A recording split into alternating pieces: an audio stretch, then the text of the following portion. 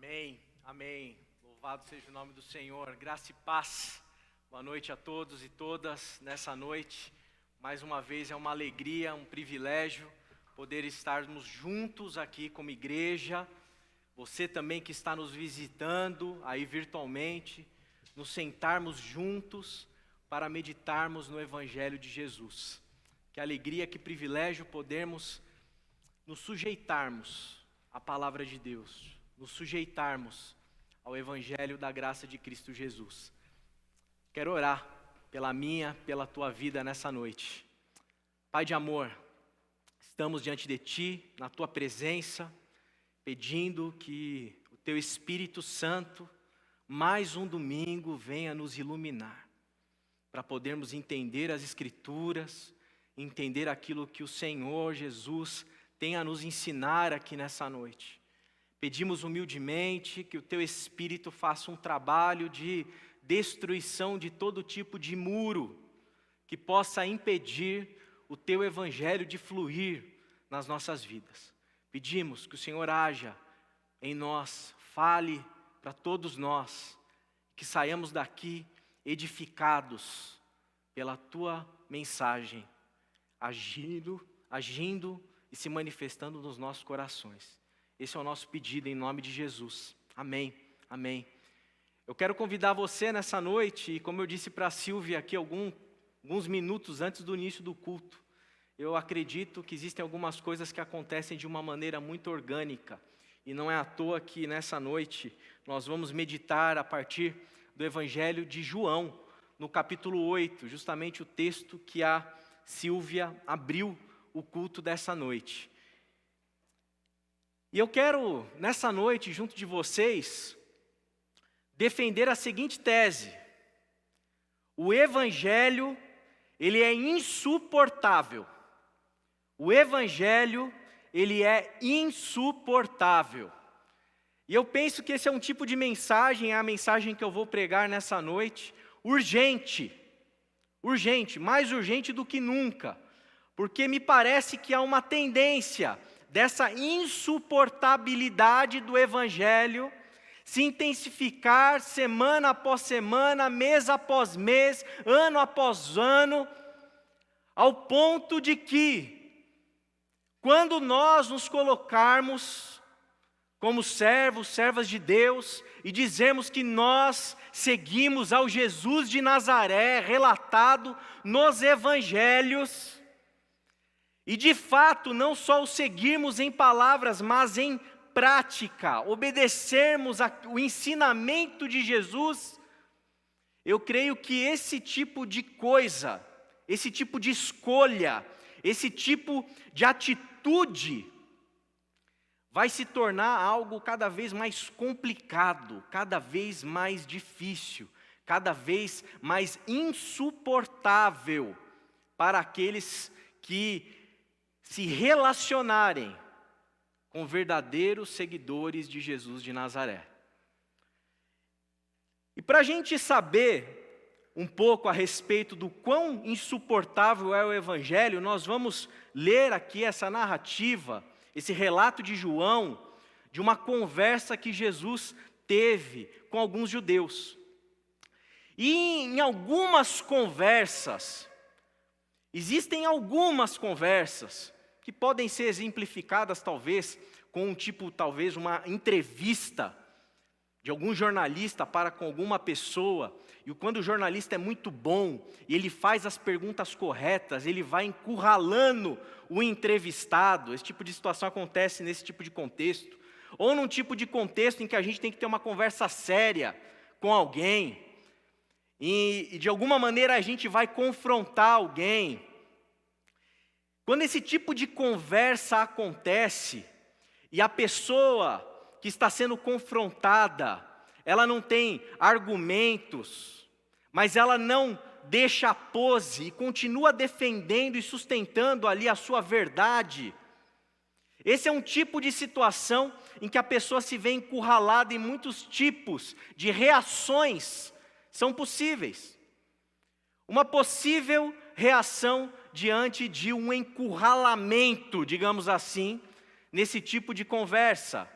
a pessoa começa a gaguejar, começa a perder, ela perde o chão, porque ela começa a perceber claramente que ela não vai conseguir sustentar ali as suas ideias.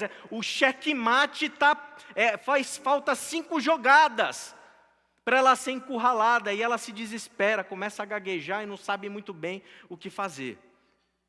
Em outras situações, a pessoa simplesmente ela pode se calar, fingir que não está acontecendo nada, fingir que não é com ela, e dar ali um famoso, migué.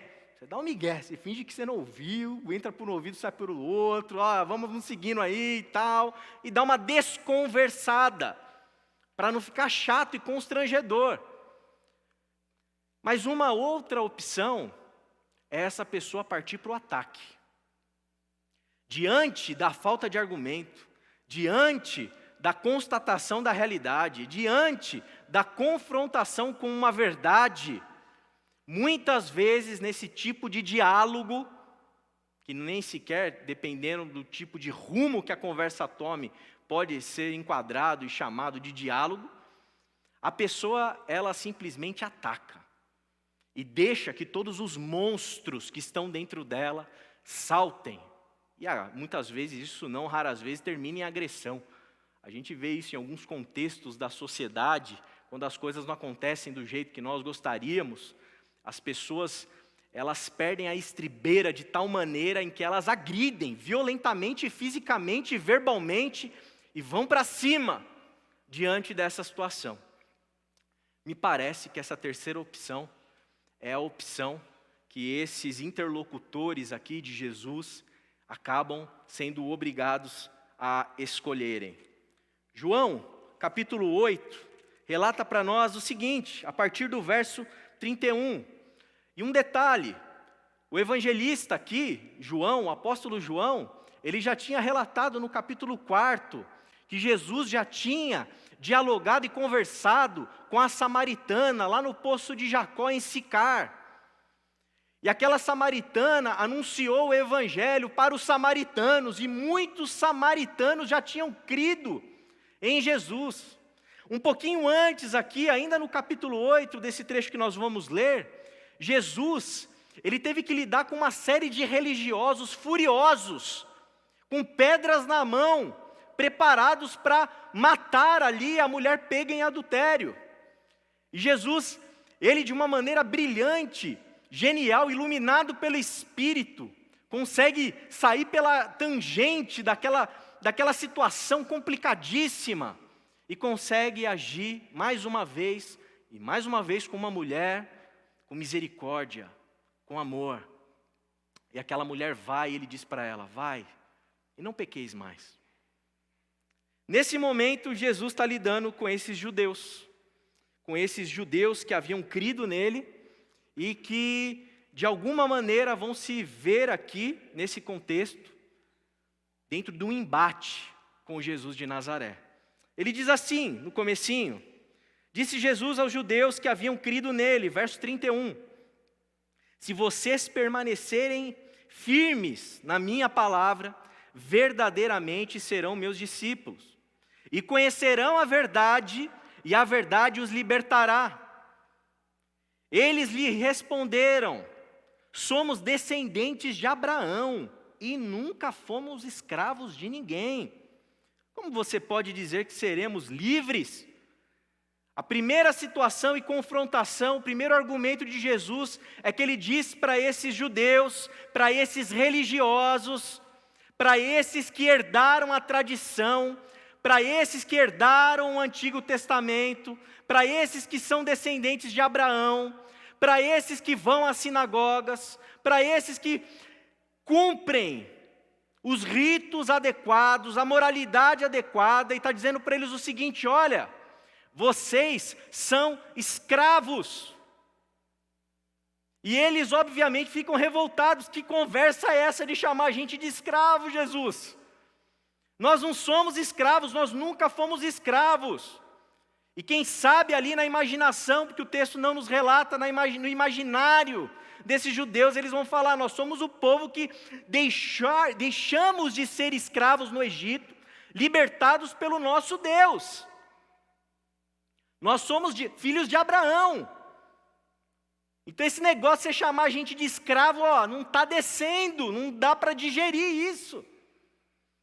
Mas Jesus, ele diz categoricamente, olha, vocês são escravos, vocês precisam conhecer a verdade, porque é a verdade quem vai vos libertar.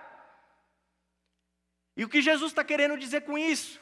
Ele está chamando a atenção desses religiosos de que não adianta você citar o versículo bíblico, dizendo, se a verdade vos libertará, se vocês forem livres, verdadeiramente sereis livres. Se vocês, como ele diz aqui, conhecerem a verdade os libertará. Eu sou de Jesus, eu estou livre. Eu sou de Deus. Está aqui os versículos que endossam o meu argumento.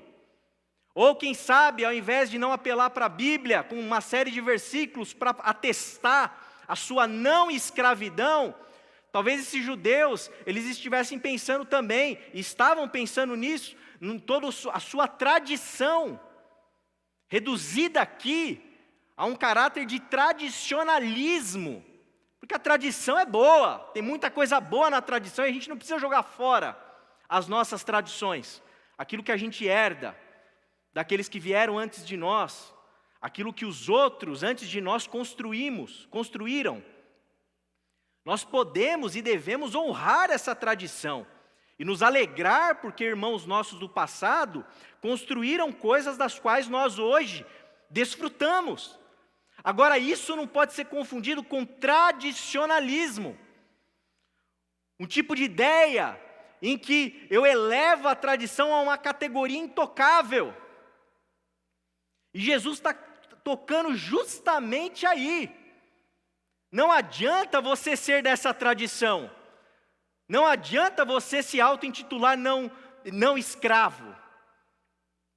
Porque se você não conhecer a verdade que Jesus está apresentando aqui para eles, você é escravo. E isso é indigesto para os religiosos com quem Jesus está lidando e conversando. Isso é indigesto para a gente que se sente, se percebe, se compreende livre. Isso é indigesto para um tipo de gente que elevou a tradição a um caráter de tradicionalismo, assumiu para si tudo aquilo que Moisés, que Abraão e etc. disseram de uma maneira meramente literal, e assumem para si que não tem como eles serem escravos. Mas Jesus está dizendo para eles, vocês são escravos. Vocês são escravos.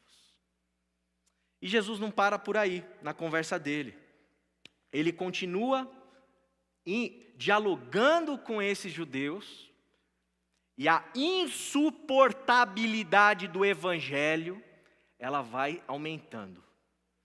Ela vai se intensificando no coração desses. Jesus disse para eles, respondeu, digo-lhes a verdade, todo aquele que vive pecando é escravo do pecado. O escravo não tem lugar permanente na família, mas o filho pertence a ela para sempre. Portanto, se o filho os libertar, vocês de fato serão livres. E aqui eu faço um comentário importante nesse versículo.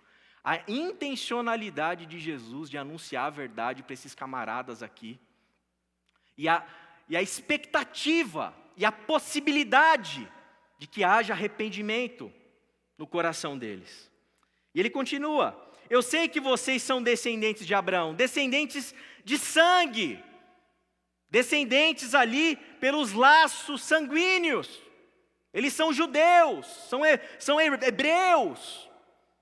E Jesus sabe disso e considera isso. Contudo, diz Jesus no verso 37, estão procurando matar-me. E aqui é a primeira vez nesse trecho que nós lemos que Jesus menciona o fato de que eles já estavam articulando, já estão cultivando e criando em seus corações a intenção de assassinar Jesus. Porque em vocês não há lugar para a minha palavra, de Jesus. E ele continua, eu lhes estou dizendo o que vi na presença do Pai, e vocês fazem o que ouviram do pai de vocês. Aqui o segundo elemento que eu queria destacar desse trecho. Jesus vira para esses religiosos e diz o seguinte: vocês não somente são escravos. E se vocês não entenderam tão bem o que eu quero dizer com ser escravo, eu vou elucidar ainda mais. Vocês são escravos porque vocês vivem pecando. Vocês não param de pecar. Aí a gente fica se perguntando: que pecado é esse que esse pessoal não para de cometer?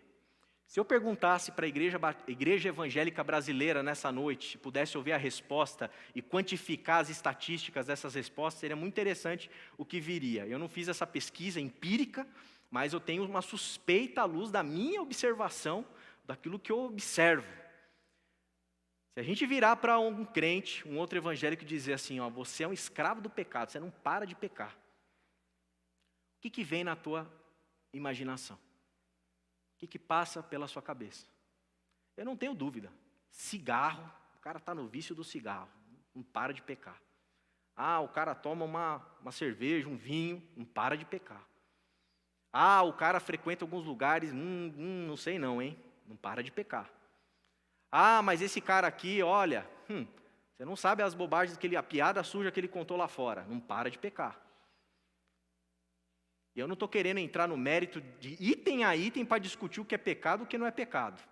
Mas o ponto é o seguinte: se a gente fosse discutir pecado e o que esses religiosos aqui entenderam em relação a isso que Cristo está dizendo, em relação ao que nós entendemos quando nós lemos esse texto, eu acho que existe uma diferença clara, nítida, cabal, entre aquilo que os evangélicos brasileiros pensam, talvez aquilo que nós mesmos pensamos e aquilo que Jesus quer dizer. Por que eu acho isso? Porque Jesus está conversando com religiosos. Jesus está conversando com gente do templo. Jesus está conversando com gente disciplinada, espiritualmente falando. Jesus está conversando com gente que estuda a Bíblia. Jesus está conversando com gente que dá o dízimo, e não dá de qualquer jeito. Dá o dízimo da hortelã, dá o dízimo do cominho, as pequenas ervinhas, minúsculas. Eles fazem questão de ser tão legalistas, para não ofender Deus, que eles fazem questão de dar o dízimo nos pequenos detalhes. É gente que está preocupada com o texto, com a Bíblia. É gente que está discutindo religião o dia inteiro. É gente que está aqui discutindo religião com o novo mestre que apareceu, que é Jesus. É gente que está dentro desse ambiente religioso. E Jesus está dizendo o seguinte, ó, você que dá o dízimo, você que obedece Moisés, você que tem esse zelo, você que tem essa paixão pela Torá, você que sabe textos de cor e salteado, você, religioso, você é escravo do pecado.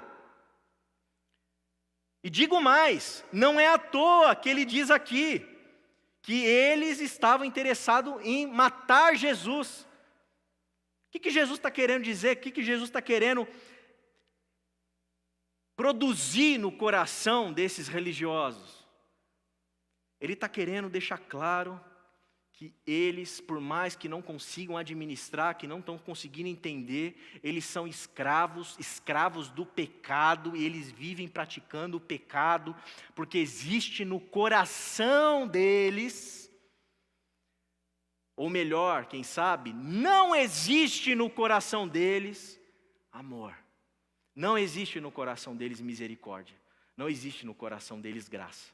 O que existe no coração deles é uma intolerância tamanha que justifica o fato deles quererem matar Jesus. Essa conversa com Jesus, ela é tão insuportável que não dá para ficar somente no campo de uma mera discordância de opinião, de ideias. Ela é tão indigesta, e essa acusação de que a gente é pecador é tão indigesta que está dando vontade de matar, para calar a boca de Jesus, para silenciar esse novo rabi, para que ele não venha comprometer as nossas tradições, porque nós não somos pecadores. Eu imagino que seja isso que está passando pela cabeça desses religiosos. E o pior, a coisa não para por aí. Jesus vai dialogar um pouquinho mais e vai apertar ainda mais o cerco, e a temperatura da insuportabilidade do evangelho está fervendo. Está fervendo. Verso 39. Abraão é o nosso pai, responderam eles. Somos filhos de Abraão. Disse Jesus: se vocês fossem filhos de Abraão, fariam as obras que Abraão faz. Vixe, que Abraão fez. O que está acontecendo aqui? Eles estão falando, olha, primeira coisa, vocês estão lendo Abraão do jeito errado. Toda maneira de vocês de ler Abraão está equivocada, porque vocês podem estar falando que vocês são filhos, mas vocês não fazem aquilo que o Abraão fez. Verso 40, mas vocês estão procurando matar-me. De novo, ele sinaliza que esses religiosos querem assassiná-lo.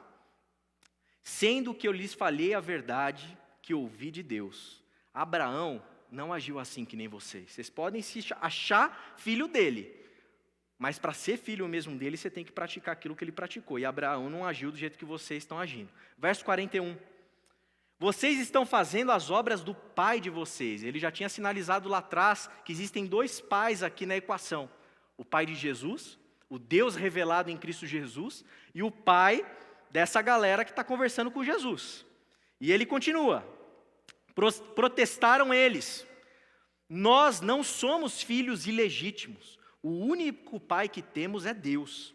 Aí disse Jesus: se Deus fosse o pai de vocês, vocês me amariam, pois eu vim de Deus e agora estou aqui. Eu não vim por mim mesmo, mas Ele me enviou. E o verso 43 é a chave. Por que a minha linguagem não é clara para vocês? Ele responde: porque são incapazes de ouvir o que eu digo. Eles estão em outra sintonia. Eles estão completamente dessintonizados de Jesus de Nazaré. Eles estão completamente dessintonizados do Deus revelado em Cristo Jesus. Eles estão confundindo assim 100% as coisas. Eles acham que o Deus deles é o Deus de Jesus. Jesus está falando assim: vocês estão equivocados. O Deus de vocês não é o meu Pai. E verso 44, terceiro grande argumento que vai botar a temperatura lá em cima da insuportabilidade do Evangelho. Vocês pertencem ao pai de vocês, o diabo, e querem realizar o desejo dele. Ele foi homicida desde o princípio e não se apegou à verdade, pois não há verdade nele quando mente. Quando mente, fala a sua própria língua, pois é mentiroso e pai da mentira.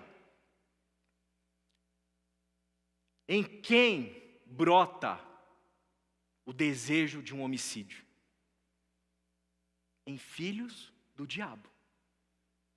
Esse desejo oculto que está no coração desses religiosos para matar Jesus, ele vai sendo revelado, ele vai sendo trazido à tona, ele vai se revelando aqui nessa conversa, e vai ficando claro cada vez mais conforme Jesus os aperta, e nesse último momento ele os acusa, faz afirmação, dizendo que eles são filhos do diabo, que o pai deles não é o pai de Jesus de Nazaré, é outro pai.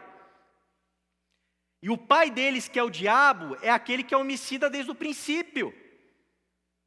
É aquele que é violento desde o princípio. É aquele que nutre em si ódio desde o princípio. É aquele que é adversário de Deus, contrário a Deus. É o anticristo. É o anti-evangelho. É o anti-reino. E esse verso 43 que eu destaquei, ele é fundamental, porque para entendermos a dissintonia. Jesus está trazendo uma revelação da parte do Pai, que eles não têm ouvidos para ouvir. E o que me espanta nos nossos dias é que muitas vezes, pessoas que professam fé em Cristo, não estão tendo ouvidos para ouvir o Pai revelado em Jesus. Estão ouvindo outras coisas, são outros pais, outras coisas. E talvez seja o diabo. Talvez seja o diabo. E o que mais me choca nesse texto que a gente está lendo aqui, meditando, é que Jesus vai apertando, Ele vai encurralando eles de maneira branda, de maneira completamente lúcida, esclarecendo: olha, vocês são escravos, vocês vivem no pecado, e o pai de vocês é o diabo. Vocês precisam ouvir a verdade que liberta. A verdade que liberta eu estou aqui para falar para vocês. Enquanto vocês estiverem ouvindo o diabo, vocês não vão ter ouvidos para ouvir a verdade que eu estou falando, porque ela vem de outro pai. Ela é de outra origem. Vocês vão precisar obrigatoriamente passar por um processo todo de desconstrução, para vocês terem a capacidade de poderem ouvir aquilo que eu estou anunciando para vocês. E o Sigmund Freud, o pai da psicanálise, tem um dado momento em que ele fala o seguinte, que a técnica que ele desenvolve da psicanálise para poder produzir ali cura no paciente dele, ela acontece através da linguagem, da fala. Por isso que quando você vai num psicólogo, né, num psicanalista, você se senta e você fala. E o profissional, ele vai interagir com você pela fala. Ele não vai te dar um medicamento, te colocar um aparelho, nem nada. Ele vai falar com você. E é nesse diálogo que está a cura para esses problemas psicológicos. E o Freud diz o seguinte, que quando você tem um cara que é assassino, e você vai tentar investigar para ver se é ele mesmo o assassino ou não, quando você conversa com ele, aquilo que ele fala está tentando fazer o quê? Esconder que ele é o criminoso. Ele não vai chegar para você e falar assim: oi, sou eu, sou assassino, matei mesmo, dei 3 tiros, um aqui e outro na perna. Não. O que o Freud vai entender? Existe um ocultamento do crime na linguagem. Então você precisa entender para além daquilo que está sendo dito. Porque aquilo que está exposto numa determinada camada clara, nítida, serve na verdade para tentar ocultar aquilo que está acontecendo nas profundezas da alma. E Jesus, no diálogo com esses religiosos, é porque aqui a gente não está falando nem da cura de um problema psíquico, a gente está falando do anúncio do Evangelho. A gente está falando do Evangelho em pessoa. A gente está falando da palavra de Deus encarnada, da palavra de Deus viva. E conforme esse diálogo vai acontecendo, por mais que eles tentem, a gente só está preocupado com algumas questõezinhas teológicas aqui, tá, Jesus? E isso aqui, como que você responde? Isso aqui, como que você faz? Jesus está lendo já, vocês estão com a intenção de me matar. Vocês são assassinos. Vocês são homicidas. Vocês são pessoas que nutrem o ódio na alma. Jesus está acessando as profundezas. E conforme a confrontação do Evangelho vai aumentando, acontece o que acontece aqui no verso 48. Acontece aquilo que eu disse que acontece em algumas conversas, na introdução dessa mensagem. Eles espanam. Só que ao invés deles espanarem e gaguejarem, ao invés deles espanarem e simplesmente tentarem desconversar, eles partem para o ataque. E olha o que eles dizem. Os judeus lhe responderam: não estamos certos em dizer que você é samaritano e está endemoniado. Eles escolhem no repertório deles o pior tipo de ofensa que eles podem ter para atacar Jesus, porque está insuportável ouvir que eles são escravos do pecado e filhos do diabo. E olha que interessante, eles chamam Jesus de endemoniado, até aí está jóia, né? Está dentro do campo da religião, endemoniado, você está com capeta no corpo, isso aí que você está falando, tem alguma coisa errada aí. fazem essa acusação, mas também o acusam de samaritano. Olha que interessante. O samaritano, para esse tipo de gente aqui com quem Jesus está lidando, é uma ofensa, é um xingamento. E a coisa vai ficando tão complicada, que quando a gente chega lá no verso 58, depois de Jesus ter que lidar com o fato dele comentar e falar que quem obedece à palavra dele jamais verá a morte, e eles o indagarem a respeito de Abraão, de Jesus querendo ser mais que Abraão, e Jesus diz que Abraão se alegra com ele mesmo, com Jesus. Aí eles falam, aí já é demais. Aí Jesus responde para eles o seguinte, da pergunta, você ainda não tem 50 anos e viu Abraão? Está falando que Abraão te viu, que Abraão está se regozijando com você lá no verso 57. Aí ele responde assim, eu lhes afirmo que antes de Abraão nascer, eu sou. E mais, então, João relata, eles apanharam pedras para apedrejá-lo. Mas Jesus escondeu-se e saiu do templo. Jesus se esconde e vai embora. Mas eu não sei se você está percebendo o tamanho da encrenca que está narrada. Eles chegaram ao ponto de pegar pedras na mão para matar ali mesmo. Para assassinar ali mesmo. E deixaram exalar todo o ódio que eles sentem pelo Cristo, por Jesus de Nazaré, é endemoniado. E mais, deixaram exalar também todo o seu preconceito, todo o seu racismo. Porque isso, meus irmãos, que está sendo narrado, e louvado seja o nome do Senhor. Porque, de fato, o Espírito Santo inspirou esses homens, esses homens de Deus para nos deixarem essas narrativas. Essa acusação deixa emanar da parte desses religiosos que eles são racistas, que a raça judaica deles é superior à dos samaritanos. Isso não é gente, isso é uma gente de segunda categoria. Isso não é ser humano, isso é gente de segunda categoria, porque a minha nação, porque o meu povo, porque a minha cor,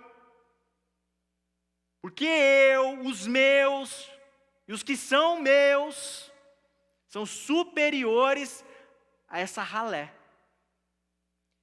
E é claro que ninguém chega e fala assim, oi, eu sou racista.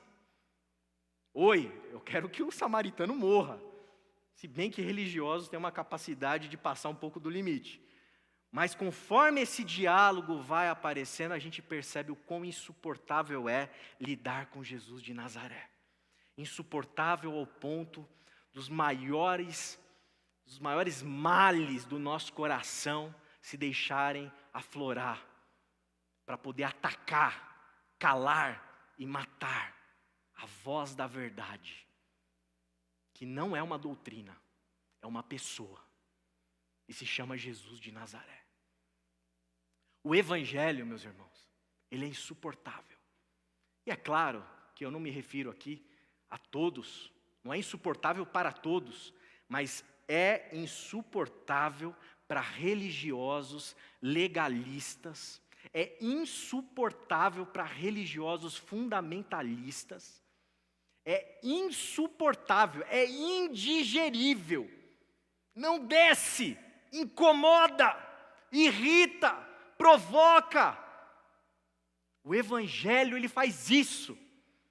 Com quem é religioso, fundamentalista, se sente o dono das verdades, eleva a tradição ao tradicionalismo, e fica preso dentro desses mecanismos opressores que a religião produz. É insuportável ter que lidar com Jesus de Nazaré, que não abriu igreja institucional, que não criou um novo templo para competir com o business religioso dos judeus. Com esse Jesus que fala com mulher, com esse Jesus que fala com samaritano, com esse Jesus que ama pecadores, com esse Jesus que ama publicanos, com esse Jesus que come com as gentalhas do mundo. É insuportável para religiosos que se sentem os donos da verdade terem que lidar com o fato de que Jesus de Nazaré, ele lida com os fracos da história. Ele se disponibiliza para aqueles que não têm acesso às grandes ortodoxias do mundo. Ele se disponibiliza em carne, em osso, em olhares, em palavras, para gente que não tem vez na sociedade. É insuportável. Porque o fundamentalista é o tipo de religioso que só sabe fazer duas coisas na sua vida: fazer mal para os outros, porque os outros nunca são tão santos como ele é. Os outros nunca são tão bons quanto ele é. Os outros sempre têm o que aprender com ele, porque ele é a fonte única e suprema da sabedoria. É gente que oprime os seus, oprime filho, filha, mulher, marido, vizinho, vizinha. É gente que, como muito bem falou o irmão Ezequiel semana passada, não sabe quem são os ímpios. E no afã de achar que o ímpio, muitas vezes é o Boechat, que morreu, é ateu e morreu no acidente de helicóptero. Deus está pesando a mão, ele é o ímpio. Não se dá conta de que o ímpio é você, que julga os outros, que fala de elementos metafísicos e de salvação, e de céu e de inferno, como se você tivesse a chave para abrir e fechar a porta do céu. É insuportável o evangelho para fundamentalistas. Jesus de Nazaré é insuportável, não é palatável, não é agradável, incomoda, irrita, dá vontade de matar. Então é para esses que o evangelho é insuportável. E por dois elementos. Porque o evangelho de Jesus é a manifestação de Jesus, é a revelação do Pai, que Jesus está dizendo para eles aqui: olha, por que a minha linguagem não é clara para vocês? É porque vocês são incapazes de ouvir o que eu digo.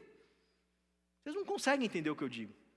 E eu estou dizendo para vocês o seguinte, que não adianta dar o dízimo da hortelã, do cominho, não adianta você ficar pagando de santarrão, não adianta você ficar se achando bonzão, não adianta você cultivar e nutrir essa justiça própria, não adianta você ficar achando que isso é próspero porque você serve na casa de Deus, próspero financeiramente, que as bênçãos do Senhor físicas, materiais, vão te perseguir com carros novos, apartamentos luxuosos, etc. Não adianta você ir pela linha meritocrática, não adianta você querer fazer sacrifício para agradar a divindade, para ver se ela vai com a tua cara, não adianta, porque no Evangelho da graça de Cristo Jesus, a única lei que existe é o amor. É o amor. Amor esse que se manifesta graciosamente. Amor esse que se manifesta mediante a misericórdia. Amor esse que se manifesta na generosidade. Amor esse que se manifesta de maneira branda, afável. Amor esse que se manifesta de uma maneira constrangedora. O amor de Deus nos constrange. Amor esse que se manifesta para meros pecadores. Gente que não fez nada, gente que não precisa fazer nada, gente que só precisa abrir o coração e dizer: Senhor, vem me amar, porque eu preciso de um pai que me ame. E se o Senhor não me amar, ninguém vai me amar. Nem eu mesmo sou capaz de me amar. O amor de Deus se manifesta, não é nos grandes cânones doutrinários, não são nos grandes catecismos, não são nas teologias sistemáticas, não são dentro das universidades de teologia ao redor do mundo. O amor de Deus se manifesta na simplicidade, na gentileza, no estender a mão, numa troca de olhar, na disponibilidade para compartilhar a vida. O amor de Deus, ele é um tipo de amor que se manifesta para gente que é incompetente, gente que reconhece a sua fragilidade, gente que se reconhece como alguém incompetente dentro de casa, alguém que se reconhece como incompetente dentro do meio comunitário, religioso, alguém que sabe que precisa, sabe, calcular cada fala, calcular cada passo, porque reconhece o potencial demoníaco que existe dentro de si para manifestar homicídio, para manifestar violência, para manifestar vingança. E diante disso, é um tipo de amor que alcança o coração desses pequenos, desses que reconhecem que nada são. Para além disso, não pensem que Jesus falou com a samaritana ao meio-dia, sozinho com uma mulher e com uma mulher à toa. Não pensem que Jesus, ele foi lidar com a mulher pega em adultério à toa. Existem situações da vida de Jesus, da vida histórica de Jesus, e opções que ele fez deliberadamente, sabendo justamente o impacto que isso teria no seu meio. Não achem que Jesus é só o bonzinho que veio passear na terra assim, saltitante. Não! Jesus sabia do racismo desses judeus em relação aos samaritanos. E não é à toa que ele vai falar com a mulher samaritana. É um ato concreto, histórico, de subversão daquela sociedade, de quem não admite esse tipo de configuração social. Não é à toa que Jesus chama os publicanos para perto. Não é à toa que ele vai na casa deles. Não é à toa que ele se deixa ser visto com os pecadores. São atos que ele sabe que vão confrontar os religiosos, a sociedade. Ele sabe disso. E ele deliberadamente, ele escolhe um lado. Ele escolhe um lado. Ele não fica em cima do muro, deixa eu tentar fazer um bem bolado para ficar bem com eles e ficar bem com estes. Não. Ele não faz isso. É deliberado. E por que é deliberado? Porque Jesus e o Evangelho de Jesus, ele é insuportável para quem quer perpetuar as injustiças do mundo. É insuportável lidar com o Evangelho, lidar com Jesus de Nazaré e olhar para os males sociais concretos, históricos e dar de ombros. Isso não existe para quem é do Evangelho. Não existe. E para religiosos que desejam fazer a manutenção da injustiça, fazer a manutenção dos males sociais que nós vivemos, fazer a manutenção dos racismos, da xenofobia,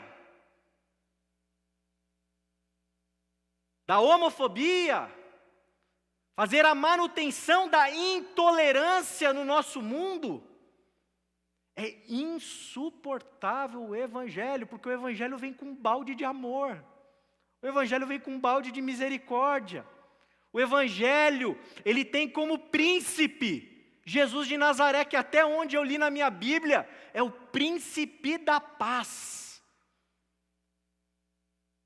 Jesus não combina com quem gosta de guerra. Jesus não combina com quem está com o coração ressentido. Jesus não combina com quem está com o coração cheio de ódio. Jesus não combina com quem tem o coração ideologizado, seja por qualquer ideologia. Porque o Evangelho de Jesus, ele é insuportável para esse tipo de pessoa. Mas eu quero fazer um apelo aqui. No espírito de Jesus de Nazaré, porque eu sei que Jesus de Nazaré, ele não dialoga com esses judeus para comprar briguinha.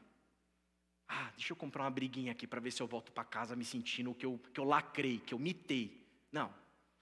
Jesus, ele investe o tempo dele nesses diálogos aqui carregados, difíceis, cansativos, emocionalmente falando, porque ele tem esperança, ele tem expectativa de que pode haver arrependimento para esses. Pode haver arrependimento para esses.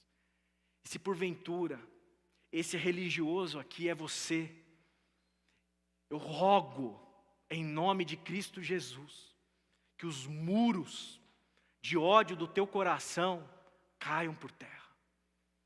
Que os muros da intolerância caiam por terra. Que os muros do ressentimento caiam por terra. Para que o Evangelho deixe de ser insuportável.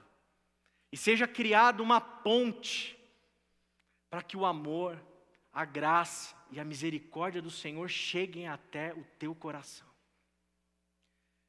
Agora, o Evangelho, ele não é insuportável para todos. Como eu disse, 1 Coríntios 1,18, o apóstolo Paulo vai dizer que a mensagem da cruz, a mensagem do Evangelho, ela é loucura para os que estão perecendo, mas ela é o poder de Deus para aqueles que estão sendo salvos. O Evangelho, ele é insuportável para um tipo de religioso, mas ele não precisa ser insuportável para você que está sendo salvo, que está se sujeitando à salvação, que está se abrindo para Jesus. Ele pode parecer loucura para esse mundo maluco que a gente vive, mas para aqueles que estão sendo salvos, o Evangelho, ele é palatável, ele é a boa nova, ele é a boa notícia. Por isso que eu cito, para nós encerrarmos nessa noite, Mateus 5, de 11 a 12, em que Jesus diz, para que esses que recebem o Evangelho, assimilam as palavras que Jesus nos ensina, recebem a revelação do Pai no Cristo, para que nós tenhamos alegria em meio às perseguições que nós enfrentaremos, porque nós estamos anunciando e vivendo principalmente um tipo de mensagem, um tipo de estilo de vida, um tipo de filosofia de vida, com Espírito inserido dentro de nós, em que com certeza, essa palavra de graça, de misericórdia, de amor, vai ser insuportável para muita gente. E amar pode justificar, inclusive nos nossos dias, que pessoas peguem pedras nas mãos para atirarem em nós. Mas eu quero te dizer em nome de Cristo Jesus, com todo o temor do meu coração, sendo fiel a esse Evangelho, meu irmão e minha irmã, se você está junto com Jesus de Nazaré, se alegre quando você for perseguido por causa do nome dEle, se alegre quando você for perseguido por causa da justiça. E eu não estou me referindo em você ser perseguido porque nós podemos ser chatos, insistentes, inconvenientes, não é disso que eu estou falando. É perseguidos por nós sermos e manifestarmos e vivermos e encarnarmos em nós o Cristo. E diante de um tapa a gente dá outra face. E quem sabe diante das pedras a gente pode contemplar a glória do Senhor como fez Estevão.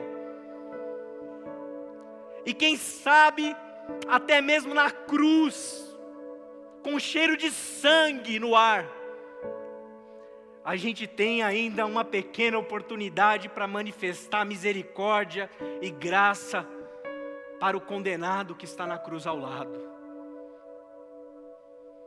Que você se alegre com a possibilidade de ser perseguido pelo fato de você se posicionar, de você escolher um lado. Que você se alegre por talvez ser perseguido, por você escolher sempre radicalmente a fidelidade à lei do amor. Que você se alegre, meu irmão, que você se alegre. Se você não é um desses religiosos, que você se alegre, que você vive o Evangelho, que você siga Jesus, que você se comprometa com os ensinamentos dEle, para que a gente possa iluminar o mundo e salgar essa terra, e mostrar que não existe só a opção do ódio, só a opção da violência, só a opção da intolerância, só a opção de cortar os relacionamentos. Existe uma outra via, que é a via do Cristo. Seremos insuportáveis para alguns? Não tenho dúvida, não tenho dúvida. Mas que alegria, que privilégio, sermos perseguidos como o nosso Mestre, que para a nossa salvação foi morto por esses que cumpriram até o fim o desejo homicida de seus corações. Que nós tenhamos a disponibilidade para amar, inclusive especialmente esses religiosos que não têm ouvidos para ouvir a voz do Pai. Ame, meu irmão. Vamos orar. Deus de amor, Pai querido, obrigado. Obrigado, Senhor. Obrigado por essa noite. Ó Senhor, essa noite especial. Essa noite em que a gente é revigorado pelo Teu Espírito Santo. Essa noite em que há possibilidades incontáveis para o arrependimento. Em que há possibilidades incontáveis para renovarmos também a alegria daqueles que têm Te seguido. Que a Tua graça, Tua misericórdia, Teu amor não encontrem muros nos nossos corações, e que possamos nos deixar sermos sempre encontrados, interpelados, ministrados pelo Teu Espírito, que é Espírito de paz, Espírito de vida, Espírito de amor. Amém. Amém.